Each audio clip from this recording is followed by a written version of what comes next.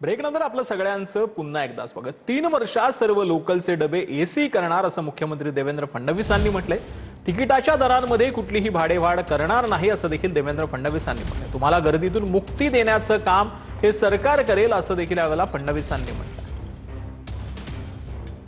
आपल्या सरकारने नवीन निर्णय केला आणि आता टप्प्याटप्प्याने पुढच्या 3 वर्षांमध्ये आपल्या जेवढ्या सबअर्बन रेल्वेच्या म्हणजे लोकलचे जेवढे डब्बे आहेत हे सगळे डब्बे आता आपण एसी डब्बे करणार आहोत। सेकंड क्लासचा जो काही आजचा तिकिटाचा दर आहे एसी मध्ये 1 रुपया देखील वाढवणार नाही। त्याची सुरुवात आपण केली आहे। आता 238 रेक्स म्हणजे ट्रेन याचा आपण ऑर्डर प्लेस करतो आहोत। त्या ठिकाणी अनेक अडचणींचा सामना करावा लागतो। यातनं तुम्हाला पूर्णपणे मुक्ती देण्याचं काम हे आपण या माध्यमातून करणार आहोत।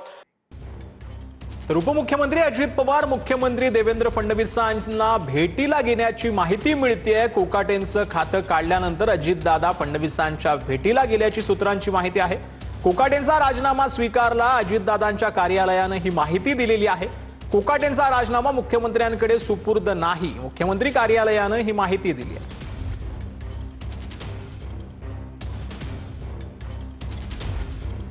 तर कोकाटेंचा राजीनामा स्वीकारला अजितदादांच्या कार्यालयाने माहिती दिलेली आहे। कोकाटेंचा राजीनामा मुख्यमंत्र्यांकडे सुपूर्द नाही अशी देखील माहिती आता समोर येते। अजित पवार मुख्यमंत्री फडणवीसांच्या भेटीला गेल्याची सूत्रांनी माहिती दिलेली आहे। कोकाटेंचं खातं काढल्यानंतर अजितदादा फडणवीसांच्या भेटीसाठी दाखल झाल्याची देखील माहिती मिळते। कोकाटेंचा राजीनामा स्वीकारला अजितदादांच्या कार्यालयातून ही माहिती जी आहे ती आता समोर आलेली आहे। सध्या अजित पवार हे मुख्यमंत्री देवेंद्र फडणवीसांच्या भेटीसाठी दाखल झाल्याची देखील माहिती आता समोर येतेय।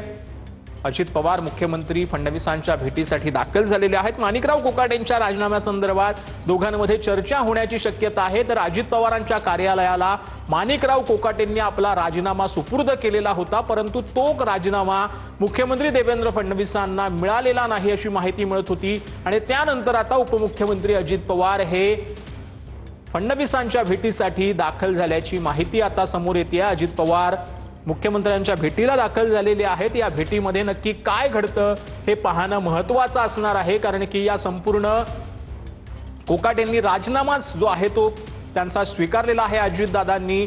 आणि त्यानंतर आता उपमुख्यमंत्री अजित पवार आणि मुख्यमंत्री देवेंद्र फडणवीस यांची जी आहे ती बैठक सध्या वर्षावरती सुरू असल्याची माहिती मिळते। ही दृश्य आपण पाहतो आहोत ते ज्या वेळेला अजित पवार त्या बंगल्यातून बाहेर पडतानाची दृश्य आहेत आणि त्यानंतर अजित पवार हे जाऊन देवेंद्र फडणवीसांची त्यांनी भेट घेतलेली आहे।